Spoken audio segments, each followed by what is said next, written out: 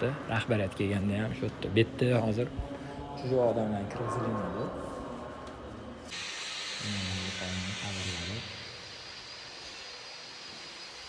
Bitta ko'pchilikning xabari bor, ko'pchilik tushunmaydi.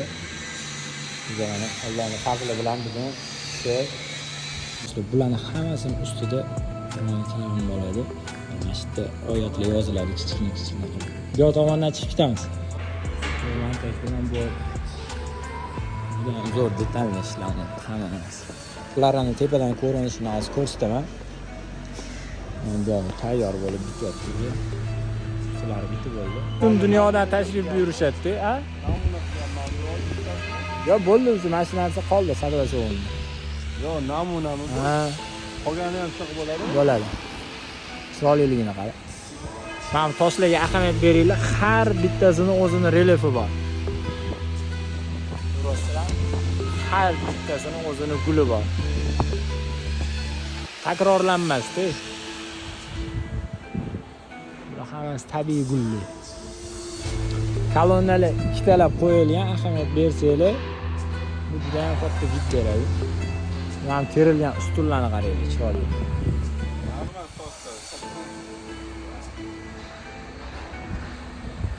Mana asosiy maqbara. Ko'pchilik bilgan Chinor.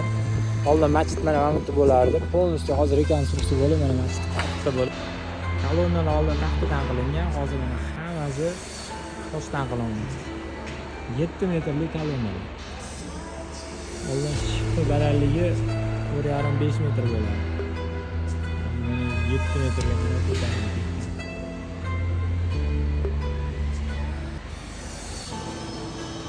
Hozir kichkina xonaxohdamiz.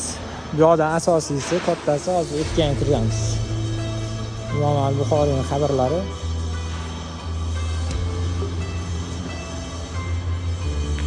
Pastda podgon qo'yapsizlarmi, taxlayapsizlarmi? Haligi o'yapti, qo'yga singan nima bo'lgan, brak bo'lgan, shular bizlar taxlayapmiz. Kelib turib ko'radi, bo'ladi yo bo'lmaydi. Mana ham chet uchganlari bor ekan-da.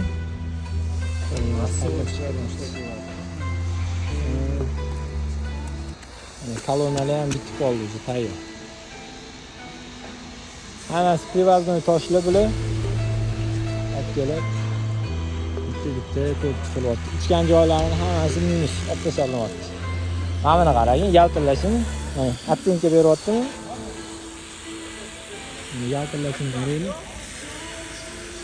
Gazlar mana qo'yilgan, suxoy montaj ketyapti.